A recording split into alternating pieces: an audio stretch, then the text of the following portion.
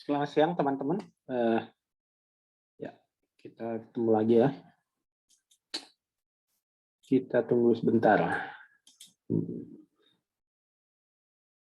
Kita mulai 13.35 deh. Sembari menunggu teman-teman lain join. Ya, Pak.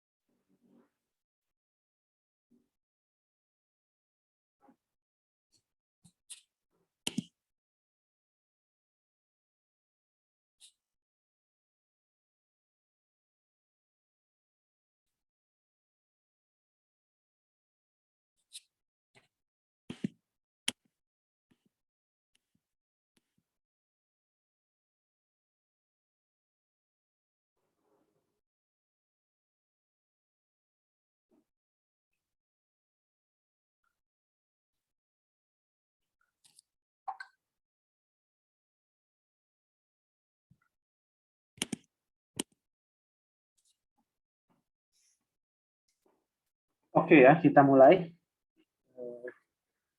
sesi 2 untuk topik statistika. Seperti tadi sudah saya sampaikan, kita akan diskusi mengenai probabilitas. Jadi kenapa penting kita belajar konsep probabilitas? Karena konsep ini dipakai ketika kita melakukan analisis dengan metode inferensial. Karena kita melakukan prediksi, maka ada unsur ketidakpastian di situ. Nah, unsur ketidakpastian ini dicerminkan melalui probabilitas. Oke, mungkin kita akan merefresh pemahaman kita mengenai konsep-konsep dasar probabilitas ya. Beberapa mungkin teman-teman juga tentu pernah mendengar, juga pernah belajar ini karena sebenarnya ini konsep-konsep yang kita pelajari di sekolah SMA ya kalau nggak salah. Mungkin SMP juga sudah ya. Oke, jadi pertama mengenai ruang sampel atau sample space. Dia itu adalah himpunan kumpulan dari semua kemungkinan hasil dari suatu eksperimen. Kemudian ada yang kita namakan kejadian atau event. Itu merupakan sekumpulan bagian dari ruang sampel. Jadi ruang sampel itu bisa kita pecah-pecah atau kita kelompokkan ke dalam kejadian. Artinya sebagian dari ruang sampel itu masuk ke event A atau B, C, event 1. Bagian lagi masuk ke event B, bagian masuk ke event C. Kemudian ada juga yang elemen-elemen dari sampel itu yang tidak masuk di kejadian tertentu, event tertentu, sebagai bagian dari event tertentu. Kemudian ada yang disebut sebagai ruang nol atau null space. Itu adalah himpunan bagian dari ruang sampel, artinya kejadian. Dia itu ruang kejadian yang tidak memiliki elemen atau tidak punya anggota. Oke. Kemudian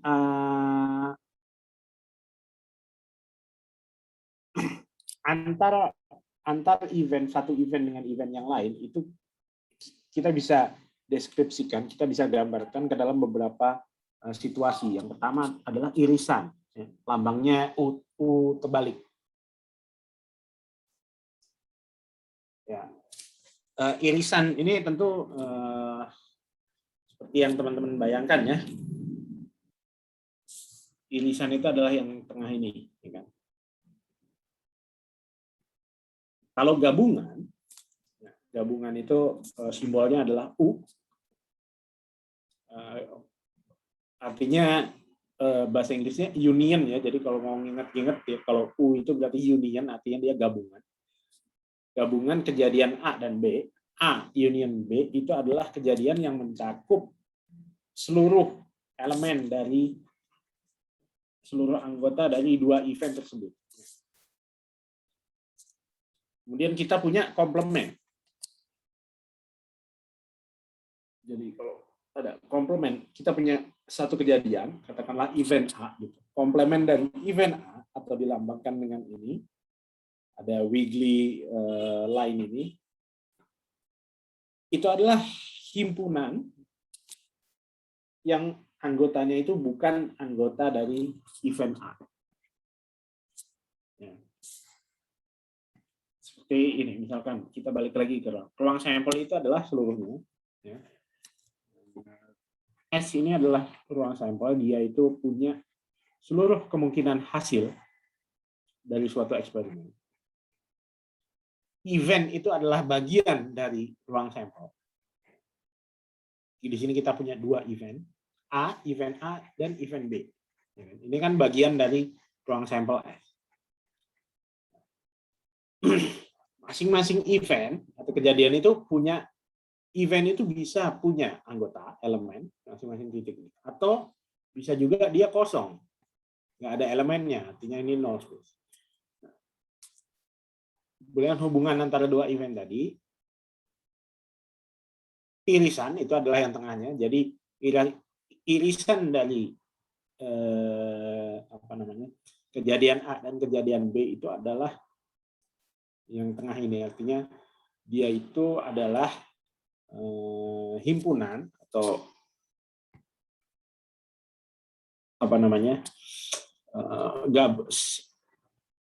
sebagian dari ruang sampel ya, di mana elemennya itu merupakan elemennya itu masuk di event A dan event B sekaligus.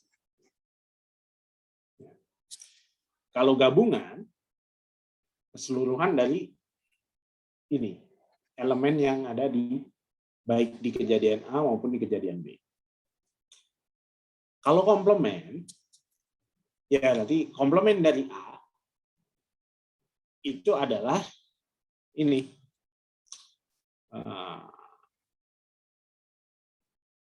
Semua elemen, himpunan dari elemen-elemen yang bukan anggota A.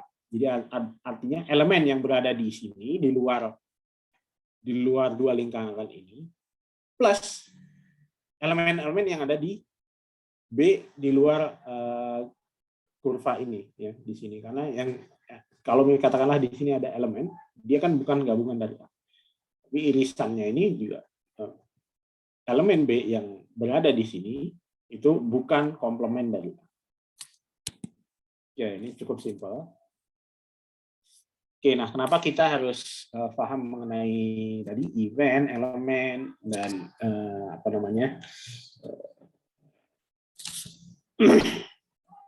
hubungan antar event. Nah, kemudian ada satu karakteristik yang nanti mungkin teman-teman akan cukup sering temui, adalah karakteristik mutual yang disebut dengan istilah mutually exclusive. Apa yang dimaksud mutually exclusive itu adalah kondisi di mana event A dan B itu tidak memiliki irisan. Artinya seperti ini. Kalau kita punya dua kejadian di mana dia tidak punya irisan, maka kejadian A dan kejadian B itu bersifat mutually exclusive.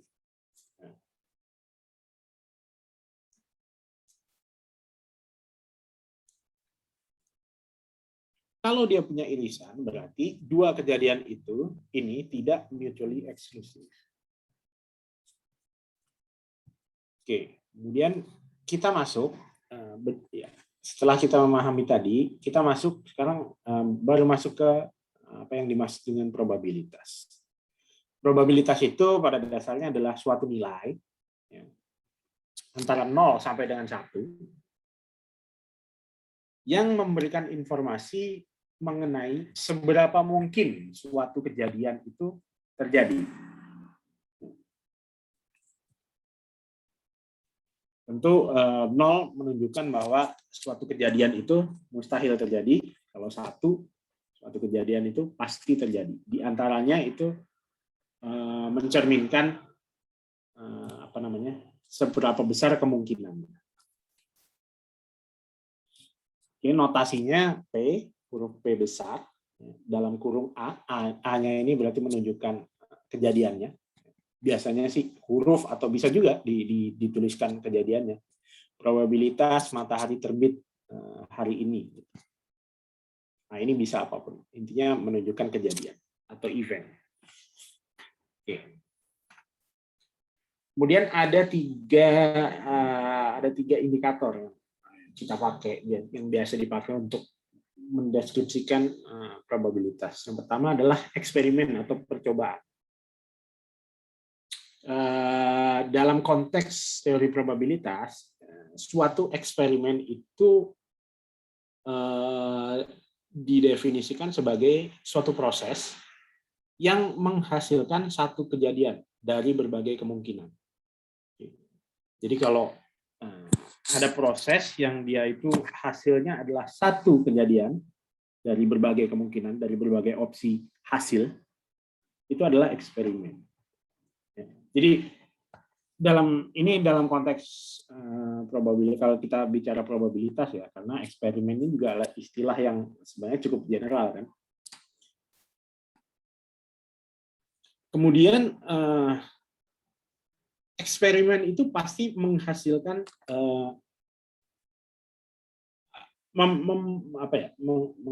memproduce atau output dari eksperimen itu disebut dengan result atau hasil. Nah, kalau kita melakukan eksperimen, jadi eksperimen katakanlah paling sederhana kalau kita belajar teori probabilitas itu adalah lempar koin. Lempar koin itu kan adalah suatu eksperimen di mana setelah kita melempar koin kan akan keluar hasilnya antara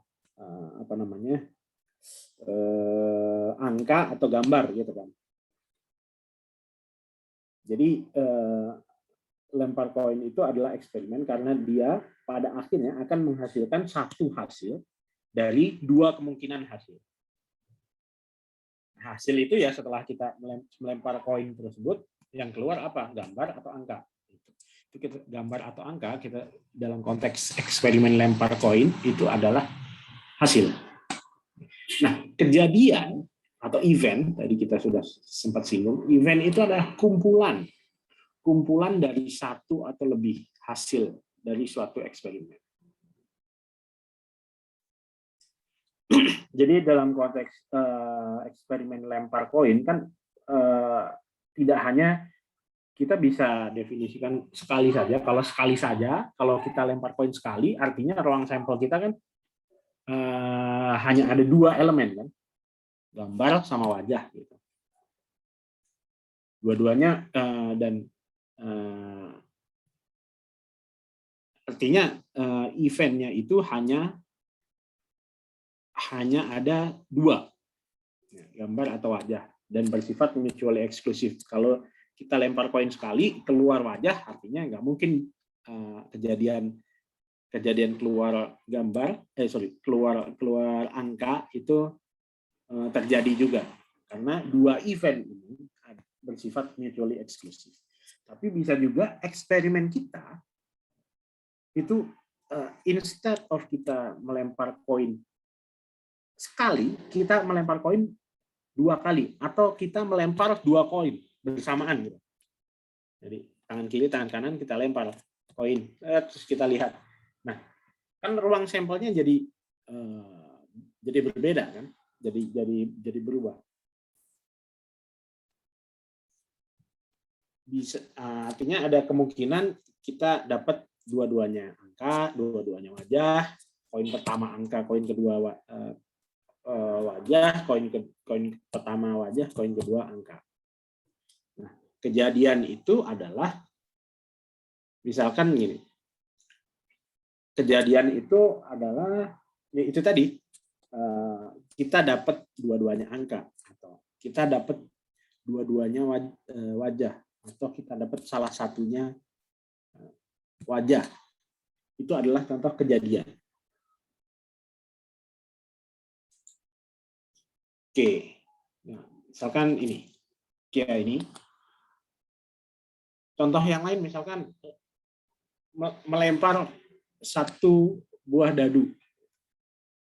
Berapa outcomes? Ada berapa kemungkinan, seluruh kemungkinan hasilnya? Kalau dadu kan wajahnya 6, berarti ya keluar dari mulai 1 sampai 6 kan. Itu adalah all possible outcome dari eksperimen melempar dadu 1. Nah, eventnya itu kita bisa deskripsikan nih. Kita bisa menentukan event dari kemungkinan result tadi. Misalkan probabilitas dia keluar angka genap atau angka ganjil atau angka kurang dari 3, lebih dari 3, kurang dari 1. Itu semuanya adalah kemungkinan event yang bisa kita deskripsikan dari eksperimen lempar dadu ini. Masing-masing event itu punya probabilitas sendiri-sendiri. Misalkan event kita mendapatkan angka genap dari eksperimen lempar dadu sekali. Berapa probabilitasnya? Kalau untuk kasus ini kan sih bahwa probabilitasnya berapa, jumlah outcomes yang sesuai dengan event kita. Kalau keluar angka genap kan berarti outcomes-nya adalah keluar 2, 4, 6 kan. 3 kemungkinan dari 6 total kemungkinan yang bisa terjadi. Artinya probabilitas kejadian kita mendapatkan angka genap itu adalah setengah atau 3/6. Berapa probabilitas event kita dapat angka 3 atau kurang, ini yang pertama, yang paling bawah ini terjadi 3 atau kurang, ya sama berarti kan 1, 2, 3, atau 2 atau kurang 1, 2, tergantung bagaimana kita mendeskripsikan eventnya.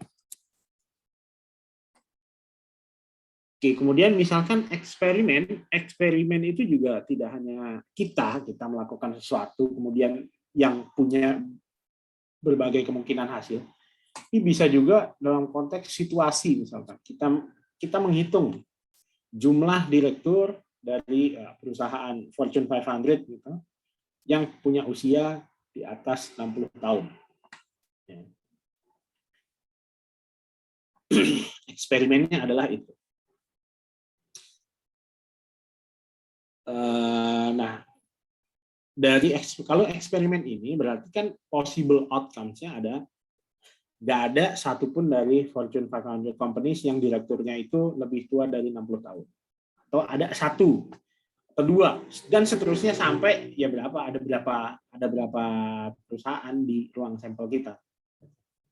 Itu adalah seluruh kemungkinan hasil yang bisa kita dapatkan ketika kita melakukan eksperimen. Nah, kejadiannya berarti kan ada beberapa kemungkinan kejadian juga kan. Kejadian kita mendapatkan total 10 direktur yang usianya lebih dari 60 atau kurang dari 5 yang usianya, atau kejadian di mana kita dapat lebih dari separuh usianya lebih di atas 60 tahun. Itu perbedaan antara eksperimen, outcomes dengan events.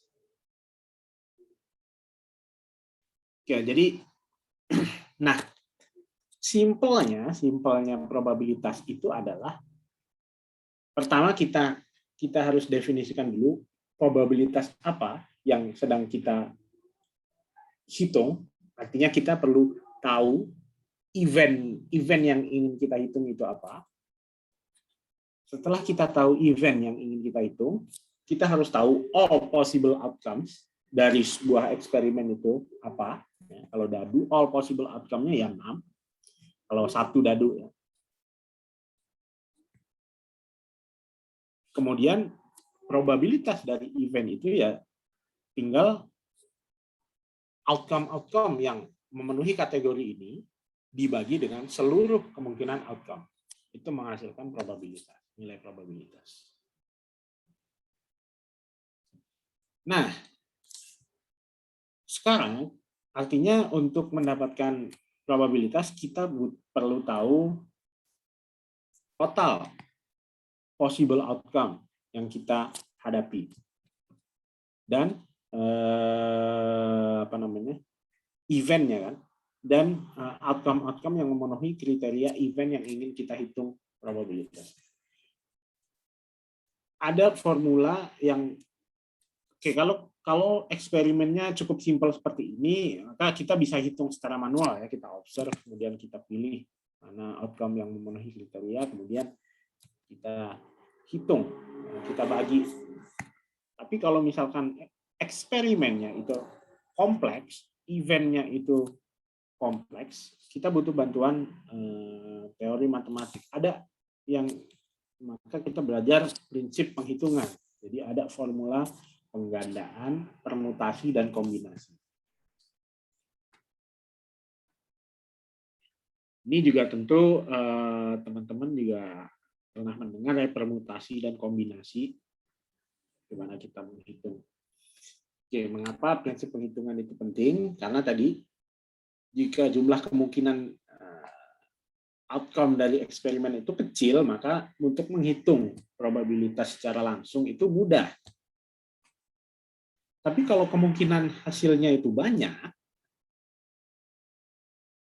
maka jadi menghitung all possible outcome-nya itu jadi sulit. Bayangkan kalau dadunya cuma 1, kita cuma eksperimen kita lempar dadu sekali. Ruang sampelnya, all possible outcome-nya cuma 6. Tapi kalau event kita, eksperimen kita itu adalah kita lempar dadu 6 kali. Kemudian kita catat apa keluarnya. Kan ruang sampelnya banyak sekali kan, ya kan? Di lemparan pertamanya kita udah punya 6 kemungkinan hasil. Lemparan kedua ada 6 kemungkinan hasil. Lemparan ketiga dan seterusnya. Maka dalam konteks ini kita ada satu prinsip yang dinamakan formula penggandaan, multiplication. Jadi simpelnya dikali aja. Kalau kita punya M opsi, M ini jumlah opsinya di satu grup, dan N opsi grup lain, maka ruang sampelnya total kemungkinan outcomes itu tinggal kita kalikan saja, M kali N. Ya. Contohnya misalkan, kalau kita bangun rumah, misalkan seorang sedang membangun rumah, kemudian dia punya 6 pilihan desain atap, 4 pilihan desain lantai. Nah, kira-kira total kombinasi desain yang bisa dia pilih itu berapa? Tinggal dikalikan aja. Nanti akan ada 6 kali 4 kombinasi desain yang bisa dia pilih.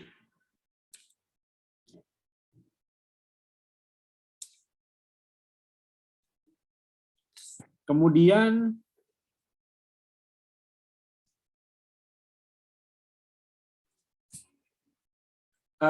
formula selanjutnya disebut formula permutasi. Formula penggandaan tadi, M kali N, langsung tinggal dikalikan itu, hanya dapat digunakan ketika kita punya dua, lebih dari satu kelompok objek. Jadi kita punya satu adalah pilihan mengenai atap, yang satunya lagi pilihan desain lantai. Kita punya dua kelompok. Tapi, nah gimana kalau kita cuma punya satu kelompok aja nih, satu jenis desain ini tadi? Maka kita bisa pakai formula permutasi dan kombinasi nanti.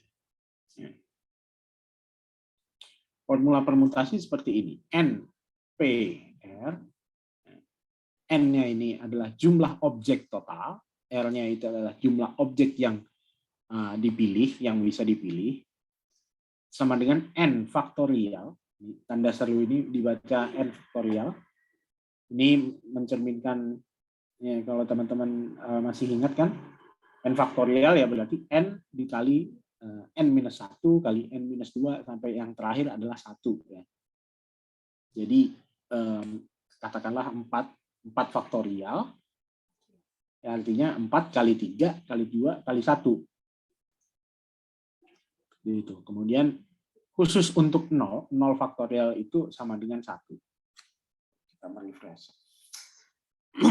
Nah, misalkan situasi apa yang relevan bagi kita untuk menggunakan formula permutasi, misalkan seperti ini. Di satu kelas itu ada tugas kelompok untuk 3 mahasiswa gitu. Jadi satu kelompok 3 mahasiswa A, B, C.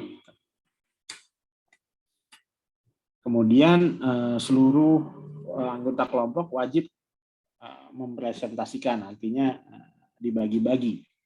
Ada berapa kemungkinan urutan presentasi dari 3 mahasiswa itu? Maka kita bisa hitung dengan formula permutasi tadi.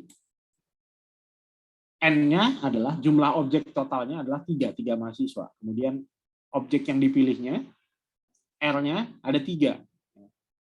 Karena kita 3-3-nya dipilih. Artinya kita bisa menghitung berapa total kemungkinan urutannya dengan ini. 3 faktorial minus 3 minus 3 faktorial.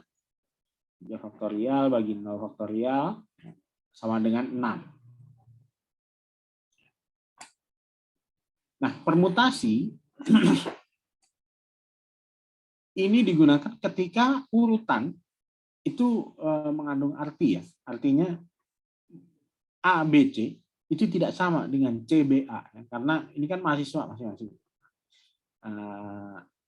Jadi ketika mahasiswa pertama presentasi, keduanya B, ketiganya C, itu beda dengan antara C presentasi duluan, B selanjutnya, A selanjutnya.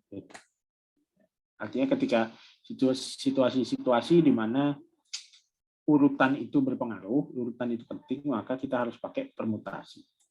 Kalau urutan itu tidak berpengaruh, artinya A, B, C itu sama dengan C, B, A, kita nggak memperhatikan urutannya, maka kita akan memakai formula kombinasi. Formulanya kita hanya menambahkan R faktorial di penyebut. Ya. Kalau kita bandingkan tadi, permutasi ini hanya N faktorial dibagi N minus R faktorial. Nah, sekarang penyebutnya ini kita kalikan dengan R faktorial lagi. Misalkan,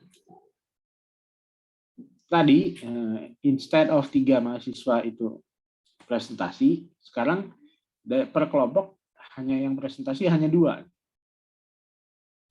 Nah, ada berapa kemungkinan mahasiswa itu kemungkinan pengelompokan?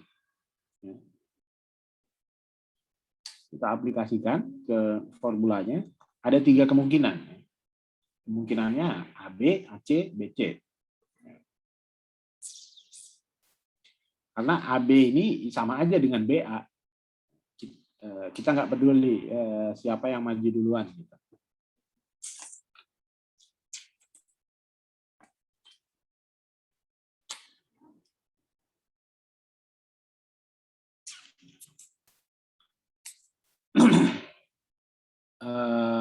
Oke, sampai sini ada pertanyaan?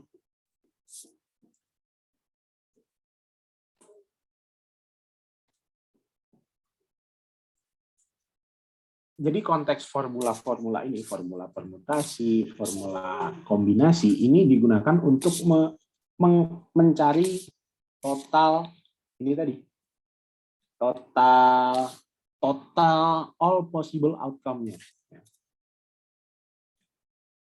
Misalkan dalam kasus ini tadi, dalam kasus ini, 3 mahasiswa, kemudian diharuskan presentasi, ada berapa kemungkinan possible outcome of urutan presentasi. Ternyata ada 6 kemungkinan. Atau yang ini deh, biar ruang sampelnya sedikit. Kalau ini kan ada 6 kan, berarti A, B, C, A, C, B, B, C, A, dan seterusnya sampai ada 6 kemungkinan. Kalau urutannya itu nggak penting, kan kita pakai formula kombinasi nih. Ruang sampelnya kan ini. All possible outcome dari event, kalau kita punya 3 mahasiswa, kemudian 2 itu diminta maju, kombinasinya kan ini. AB, AC, BC. Nah, kemudian bisa aja kita ditanya atau kita mendeskripsikan berapa probabilitas mahasiswa A itu maju. Probabilitasnya berapa? Ya, kita pilih aja mana dari all possible outcome yang memenuhi kriteria mahasiswa A. Ada 2 ya kan. Probabilitas seorang mahasiswa itu maju presentasi kalau kelompoknya itu ada 3 dan yang presentasi 2 ya 2/3 gitu kan. Jadi ini kombinasi formula ini digunakan untuk mencari all possible outcome-nya. Karena kita butuh all possible outcome untuk menghitung probabilitas dari suatu event. Gitu.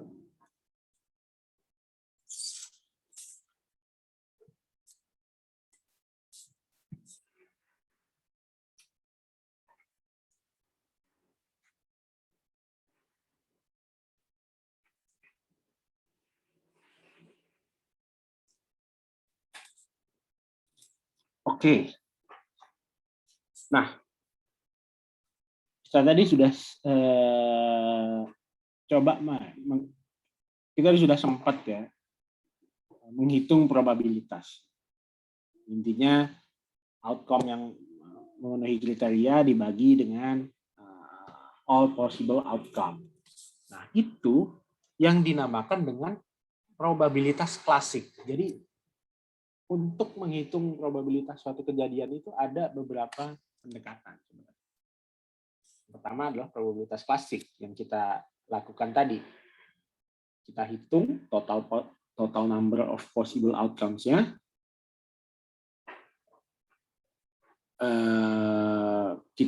Kita hitung berapa jumlah outcomes yang sesuai dengan kriteria atau favorable outcomes.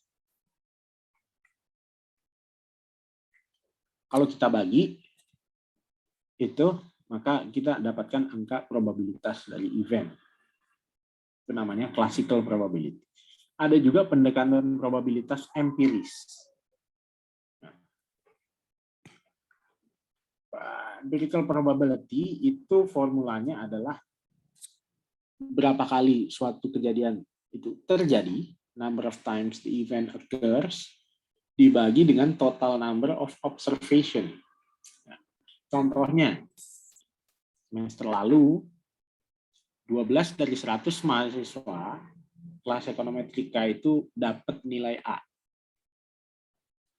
Based on informasi tersebut, maka kita bisa hitung probabilitas mahasiswa semester ini kelas Economic Semester ini untuk dapat nilai A sama dengan 12/100 dengan cara pendekatan empiris.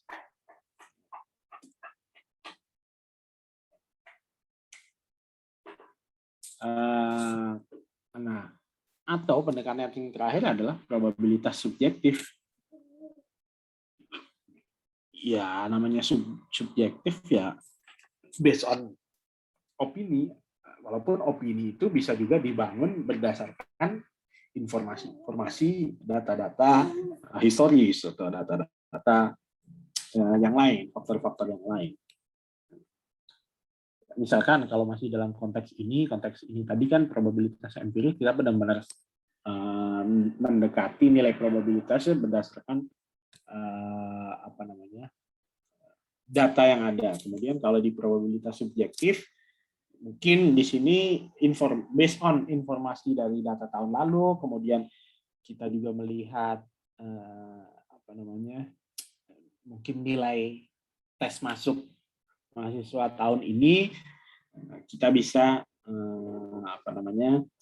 mendapatkan nilai probabilitas sekian. Ini probabilitas subjektif itu based on whatever information is available. Sama aja kayak kalau misalkan kita survei gitu, kemudian kita nanya, Pak, kira-kira gimana kira-kira usaha Bapak dalam 3 bulan ke depan bisa survive atau enggak, atau kemudian apakah dalam 3 bulan ke depan akan mengurangi pegawai atau justru menambah pegawai. Itu kan kita menanyakan probabilitas yang subjektif.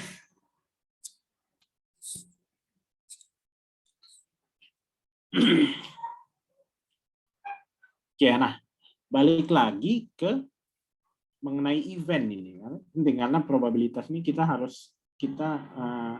melihatnya dari sisi eventnya apa, kemudian ruang sampelnya seperti apa, baru kemudian kita bisa menempatkan probabilitasnya. Ada beberapa kaidah yang bisa kita gunakan untuk rules, ya. Kaidah atau rules yang bisa membantu kita menentukan probabilitas suatu kejadian. Kaidah yang pertama itu adalah kaidah penjumlahan, atau bahasa Inggrisnya itu rules of addition. Kalau teman-teman baca nanti buku teksnya dalam bahasa Inggris, rules of addition yang pertama itu adalah aturan complement rule. Dia menyatakan bahwa probabilitas kejadian A, jika probabilitas kejadian A itu adalah PA, ya oke, karena notasinya memang seperti itu, maka probabilitas kejadian bukan A itu adalah ya 1 min PA, ya kan. Ini sebenarnya simple, paling simple ya, logik. Istilahnya adalah aturan komplement, dan kalau kita visualisasikan dalam diagram Venn seperti ini. Event A ini adalah komplement dari event A, ya kan?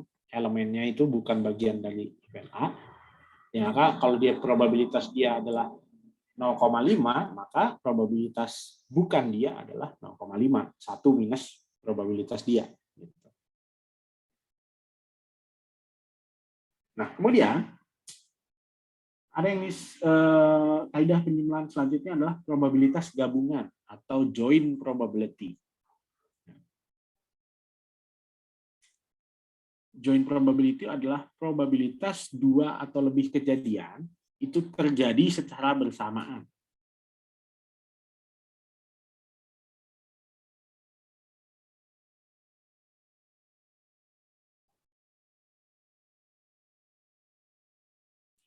Ya.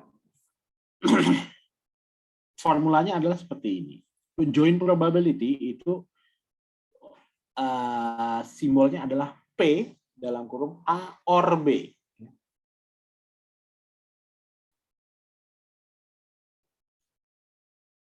Di mana sama dengan probabilitas dari A plus probabilitas dari B minus probabilitas A and B. Kalau di diagram Venn seperti ini representasinya.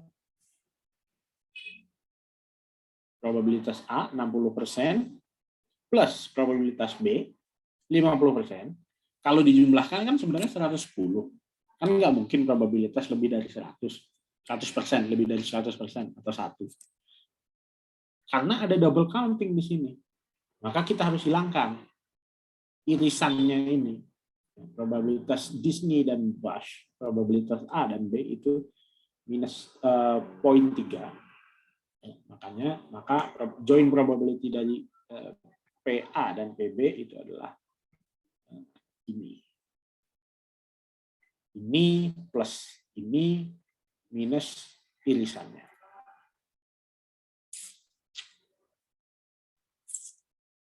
Oke, nah, tapi kalau misalkan A dan B ini mutually exclusive, ingat tadi mutually exclusive, artinya nggak punya irisan, maka joint probability-nya simply bisa kita jumlahkan.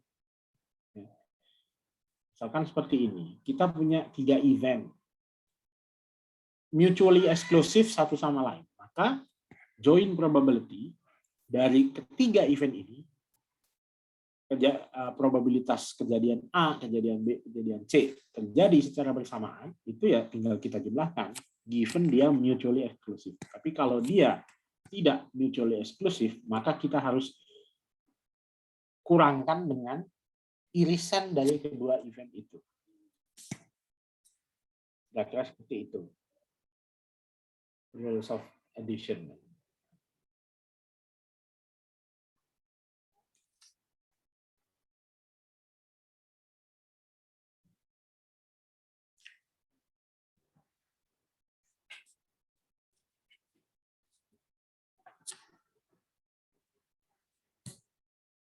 Oke. Kaidah selanjutnya adalah kaidah perkalian multiplikatif.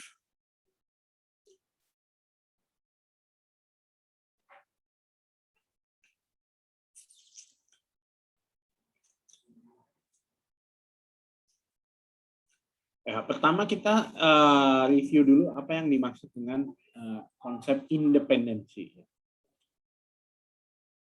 Dua event itu bersifat independen kalau satu event terjadinya satu event itu tidak berdampak pada probabilitas event lain itu terjadi atau enggak.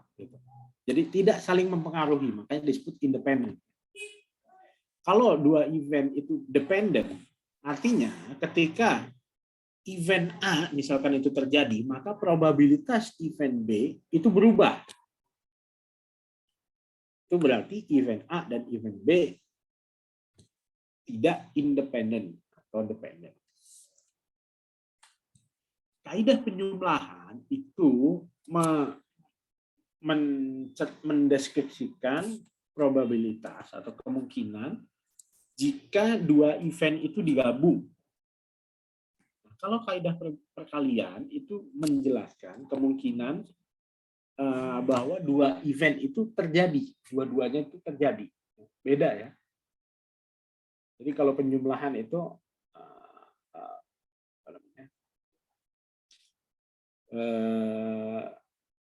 lebih ke kalau misalkan A dan event A dan B itu digabung, kemudian terjadi. Nah, kalau perkalian itu adalah A dan B ini terjadi nggak? Terjadi salah satu atau terjadi berbarengan atau bagaimana? Gitu. Ada kaidah perkalian yang pertama adalah aturan perkalian khusus. Ini digunakan ketika dua event A dan B itu sifatnya independen. Ya, tadi independen. Artinya kalau A berubah, A terjadi, probabilitas B terjadi itu ya nggak berubah. Maka kalau dia independen, ya simply kita kalikan. Probabilitas A berapa, probabilitas B berapa, kita kalikan, itu adalah probabilitas A dan B dua-duanya terjadi. Kemudian kaidah perkalian kedua adalah perkalian umum. Ini digunakan ketika dua event tidak independen.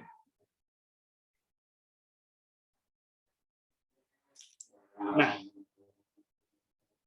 kalau tidak independen, maka probabilitas gabungan antara A dan B, P, A dan B, adalah probabilitas A dikali probabilitas A given A.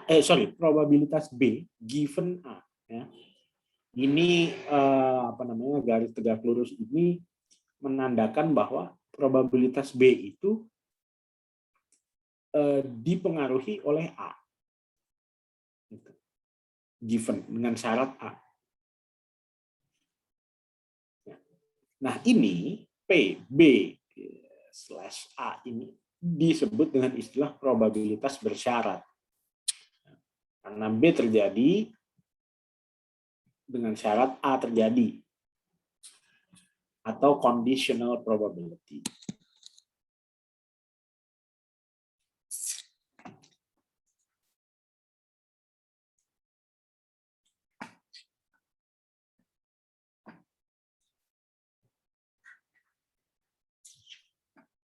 Ya, tadi probabilitas bersyarat itu adalah probabilitas terjadinya event B jika kita tahu bahwa event A itu telah terjadi.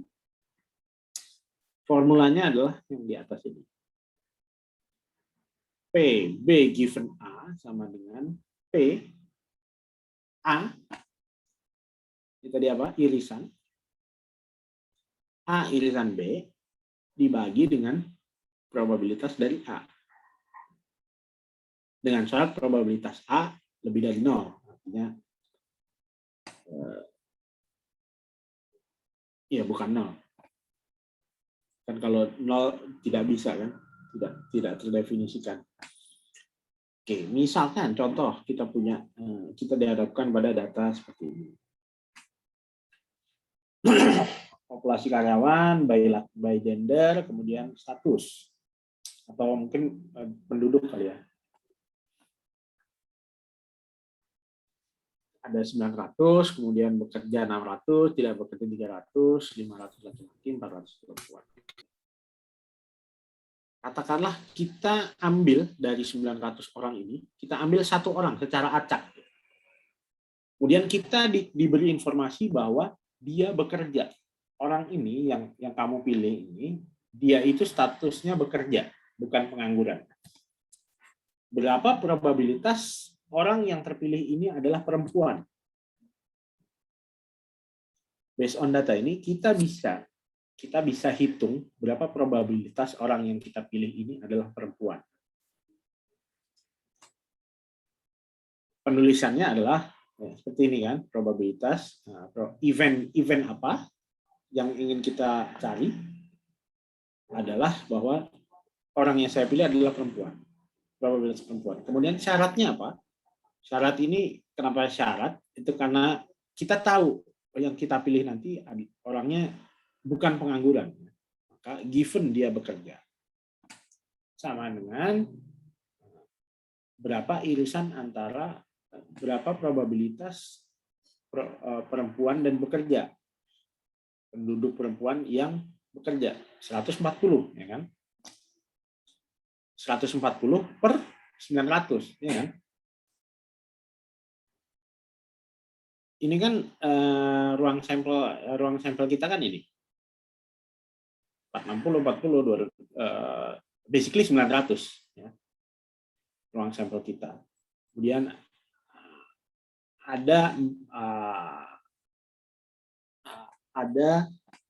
4 kejadian. Bukan kejadian.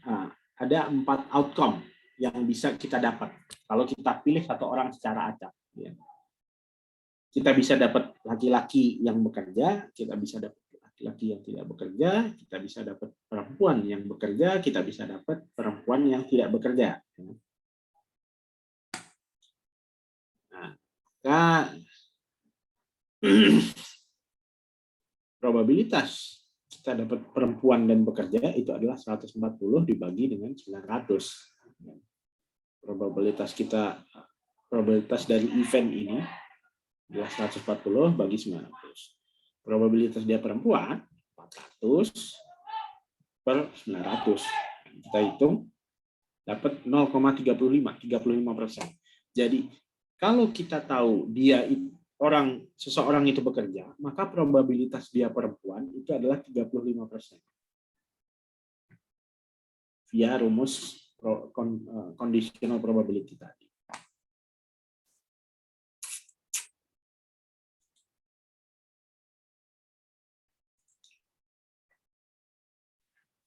Oke, nah probabilitas bersyarat itu juga punya beberapa kaidah. Yang pertama, jika event A dan B itu independen, maka probabilitas B given A, karena dia independen, maka ya tidak saling mempengaruhi, maka probabilitas B given A ya sama dengan probabilitas B. Sebaliknya, probabilitas A given B sama dengan probabilitas A. Karena dia independen, tidak saling mempengaruhi.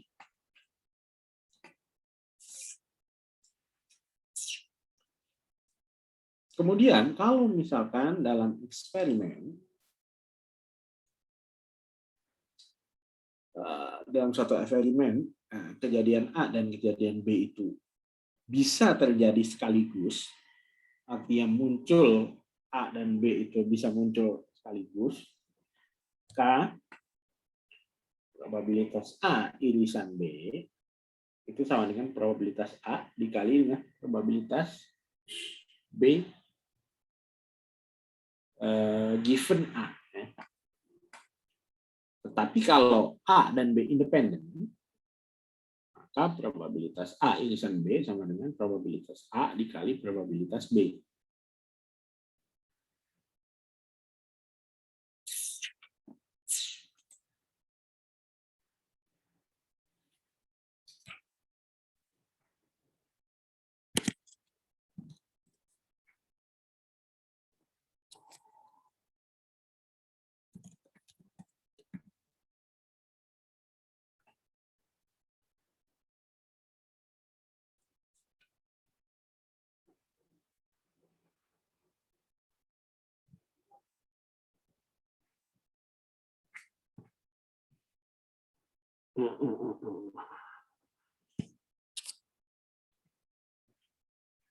Nah, oke.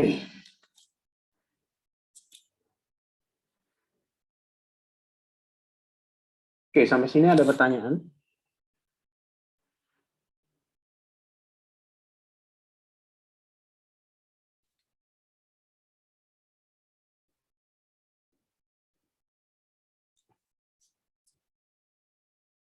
Oke, kalau tidak ada, kita lanjut.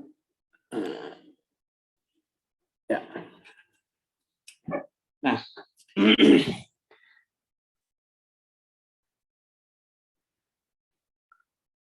conditional probability tadi itu berarti probabilitas suatu event atau event A terjadi given atau ketika event lainnya atau event B katakanlah itu terjadi, sudah terjadi.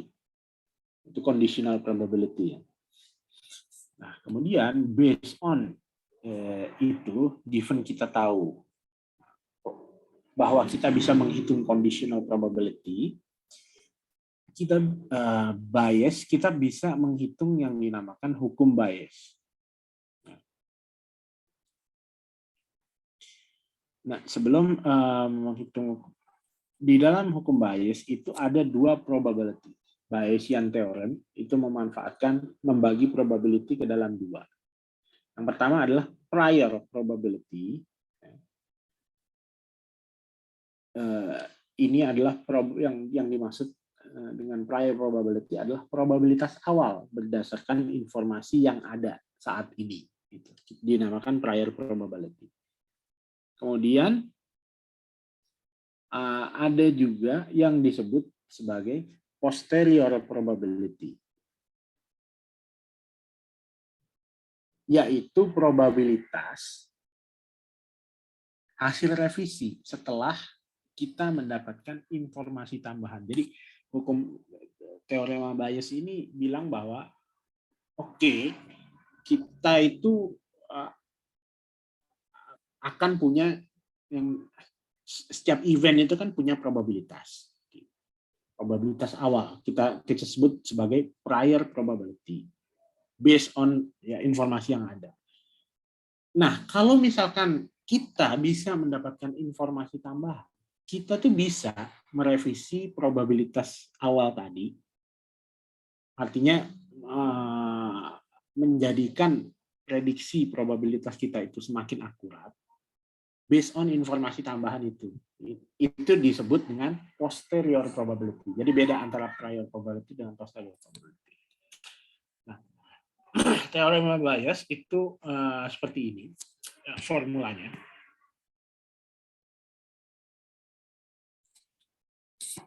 Oke ya.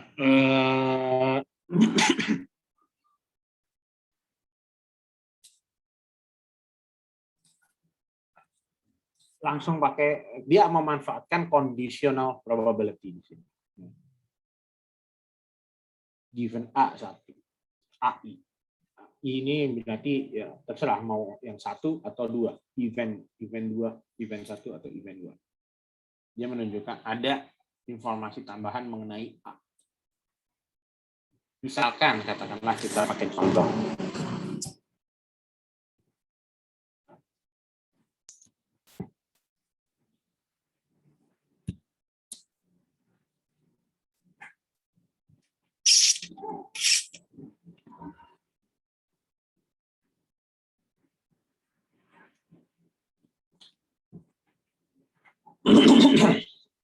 Oke, katakanlah kita punya informasi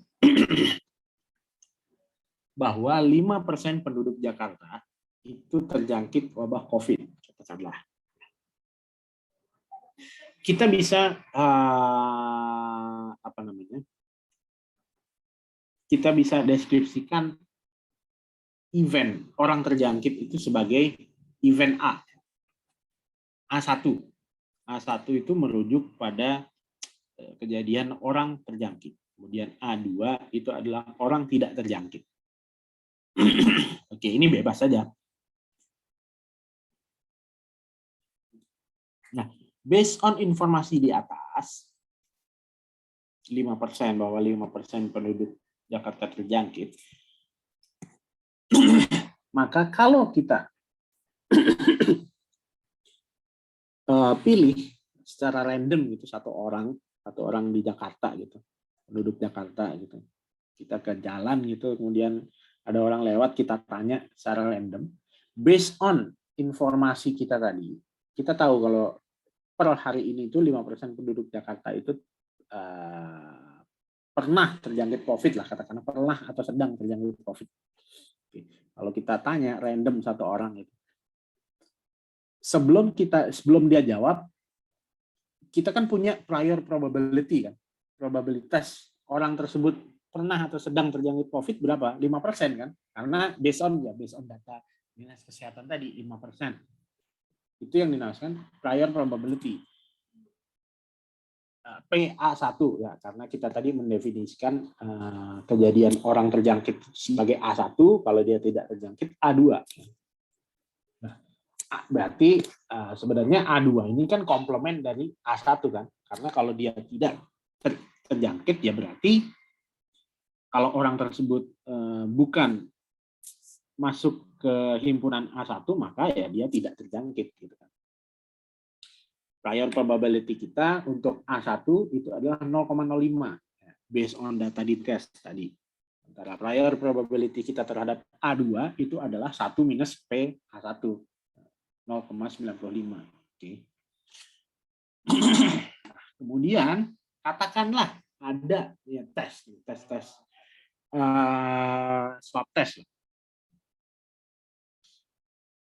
atau rapid antigen lah ya, biar nggak 100% akurat. Antigen tes. Sekarang nih kita punya antigen tes yang bisa digunakan untuk mendeteksi virus. Yang mendeteksi apakah orang itu terjangkit atau enggak. Tapi dia nggak akurat nih. Nggak 100% akurat. Kita bisa definisikan event hasil tes positif. Artinya gini, kan A ini kita punya dua eksperimen ya. Yang pertama adalah eksperimen nanya orang secara random, nanya orang Jakarta secara random. Apakah dia terjangkit atau enggak? Artinya kan ruang sampel kita dua kemungkinan kan, A1, A2, orang terjangkit, orang tidak terjangkit. Kemudian kita punya eksperimen yang lain, yaitu tes nih, hasil tes rapid. Tes rapid juga punya dua kemungkinan hasil kan, hasil tes positif, hasil tes negatif, gitu kan. Kemudian kita definisikan event B itu sebagai hasil tes positif, merujuk pada kejadian hasil tes positif. Kita punya kemudian, nah, tes tadi itu sudah diuji kan, sudah diuji. Kalau orang itu beneran terjangkit sebenarnya, kemudian kita tes dengan alat tes tadi, maka probabilitasnya dia itu dinyatakan positif adalah 90%. Karena tesnya ini kan nggak 100% akurat, artinya bisa aja kadang-kadang dia kalau dites ke orang positif, keluar hasilnya bukan positif, hasilnya negatif. Tetapi 90% hasil tesnya itu sesuai, orang terjangkit, keluarnya positif. Artinya probabilitas tadi itu bersyarat kan. 0,90 ini kan conditional probability. Probabilitas hasilnya positif, given orang yang dites itu beneran memang terjangkit, itu adalah 0,90.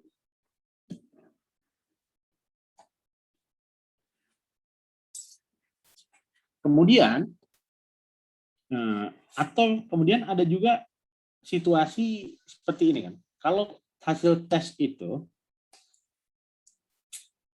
kita tes ke orang yang sehat, karena tadi nggak akurat, kadang-kadang itu juga menunjukkan hasil yang positif. Artinya kita bisa lambangkan seperti ini. PB given A2 ya. Karena A1 ini kan orang itu orang sakit kan. A2 ini kan orang tidak terjangkit atau orang sehat. Given orang itu sehat, kalau dites kira-kira 0,15% ada kemungkinan hasil tesnya positif. Oke, nah kita punya dua informasi tambahan ini based on tadi tes ini. Maka kita bisa update. Hukum Bayes itu memungkinkan kita untuk mengupdate prior probability kita tadi. Yang cuma 0,05 dengan aplikasi hukum Bayes. Ya.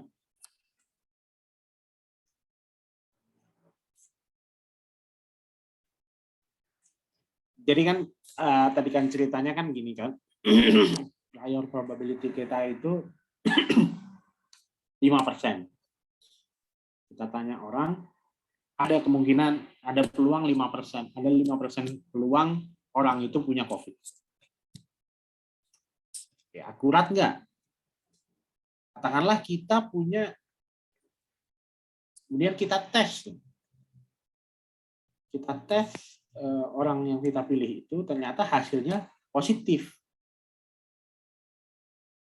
Nah, berapa persen probabilitas orang itu benar-benar sedang sakit ya. Given kita tahu hasil tesnya positif. Ya mungkin dalam konteks di realita mungkin atau dalam konteks penanganan pandemi ya mungkin kalau begitu hasil tes yang positif ya kita ini kan. Tapi kan kalau teman-teman mengikuti ini kan juga tes COVID itu kan ada levelnya kan. PCR test yang tingkat akurasinya itu di atas 90%. Kemudian antigen test dan yang paling pertama antibody yang sangat-sangat rendah akurasinya kan. Sebenarnya dengan metode tes yang tingkat keakurasiannya itu tidak 100%, kita juga bisa sebenarnya mengupdate probabilitas orang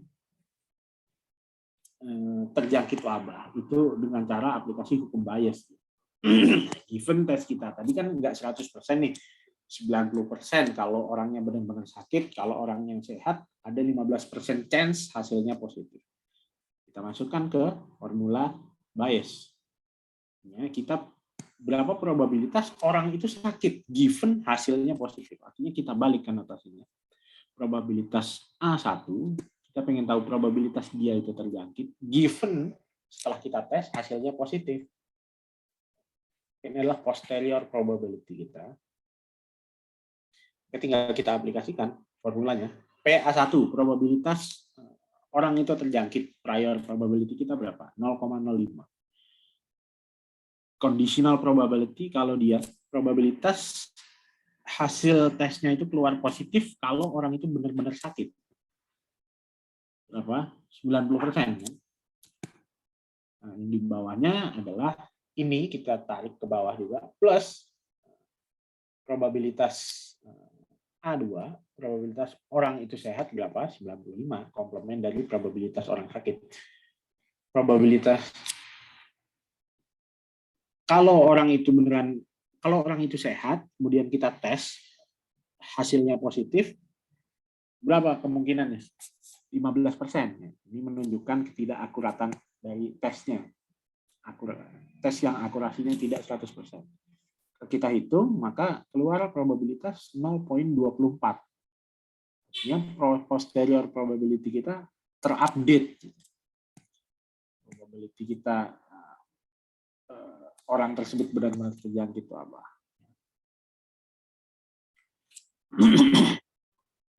Kira-kira seperti itu aplikasi dari hukum bias. Jadi dia menggunakan conditional probability.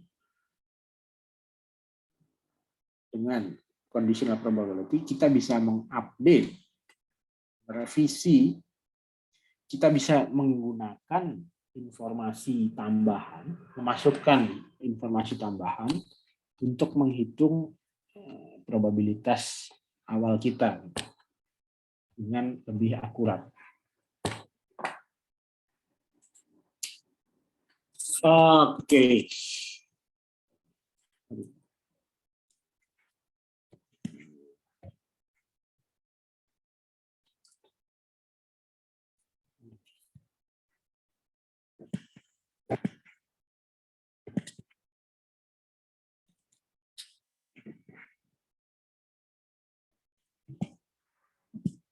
Ya, oke ya. Sampai sini ada pertanyaan?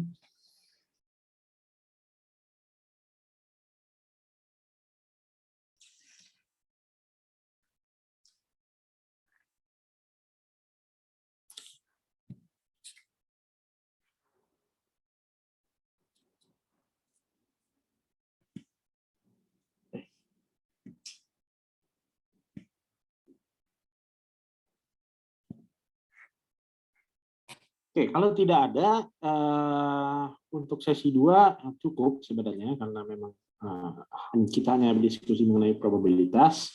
Sesi-sesi selanjutnya kita akan makin dalam, kita bahas lebih dalam lagi mengenai distribusi data, kemudian juga uji hipotesis. Jadi kita combine antara pemahaman mengenai tadi, deskriptif, ukuran pemusatan, ukuran dispersi, dan probabilitas untuk ke dalam konsep uji hipotesis, kemudian membangun confidence interval. Oke, baik. Terima kasih atas perhatiannya. Sekali lagi, kalau misalkan ada pertanyaan, silahkan, jangan sungkan. Ya, email nggak apa-apa. Slide akan saya kirim seperti tadi. Oke, terima kasih atas perhatiannya. Sampai jumpa minggu depan ya kalau nggak salah. Terima kasih. Terima kasih, Pak. Terima kasih, Pak. Terima kasih, Pak. Terima kasih, Pak. Terima kasih, Pak.